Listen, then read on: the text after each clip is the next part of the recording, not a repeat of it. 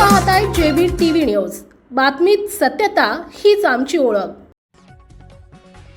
रणबीर सिंग खालसा अडचणीत, घरातून रायफल पिस्तूलच्या 43 गोळ्या आणि मॅगझीन जप्त, नवा गुन्हा दाखल। धुळे जिल्ह्यात मोठी खळबळजनक घटना।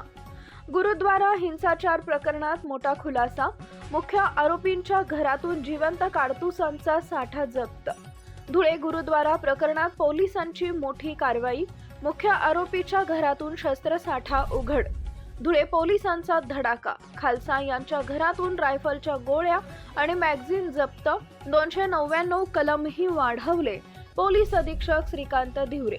धुळे येथील गुरुद्वारा हिंसाचार आणि अडवणूक प्रकरणात आज पोलीस अधीक्षक श्रीकांत धिवरे यांनी एक खळबळजनक अपडेट दिली आहे। या प्रकरणातील मुख्य आरोपी रणबीर सिंग सुखदेव सिंग खालसा, जो सध्या न्यायालयीन कोठडीत आहे, त्याच्या गुरुद्वारा परिसरातील घराची पोलिसांनी झडती घेतली असता तिथं मोठ्या प्रमाणावर जिवंत काडतुसं सापडली आहेत। यामध्ये 8 mm रायफलच्या 8 गोळ्या आणि पिस्तूलच्या 35 जिवंत गोळ्यांसह 2 मॅगझीन जप्त करण्यात आल्या आहेत। या गंभीर प्रकारामुळे पोलिसांनी आरोपीवर शस्त्र अधिनियमाच्या कलम 3/25 नुसार गुन्हा दाखल केला असून त्याला पुन्हा जेलमधून अटक करण्याची प्रक्रिया सुरू केली आहे। इतकंच नाही तर धार्मिक भावना दुखावल्याच्या कारणावरून मूळ गुन्ह्यात भारतीय न्याय संहितेचे कलम 299 देखील वाढवण्यात आलं आहे।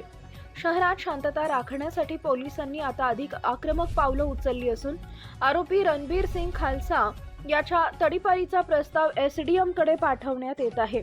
अतिरिक्त पोलीस अधीक्षकांमार्फत प्रतिबंधात्मक कारवाईसाठी 129 BNS अंतर्गत प्रस्तावही सादर केला जाणार आहे। प्रतिनिधी परीक्षित परदेशी, धुळे। आपल्या परिसरातील महत्त्वाच्या बातम्या पाहण्यासाठी आजच आमच्या जेबी टीव्ही न्यूज चॅनलला YouTube वर सबस्क्राइब करा आणि